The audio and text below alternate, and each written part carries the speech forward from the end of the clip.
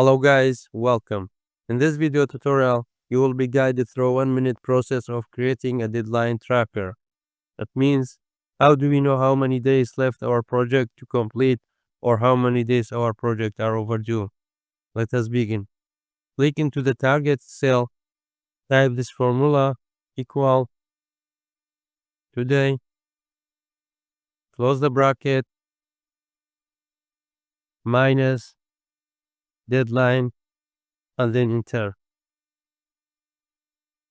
Drag the formula down to the rest of the cells, right click, format cells, click on custom, and then write this. I will put this in the description. Press OK. As you can see, it shows us how many days remaining of our project or how many days are overdue. You can change the date here.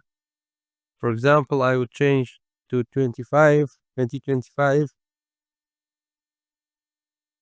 Okay. Thanks for watching.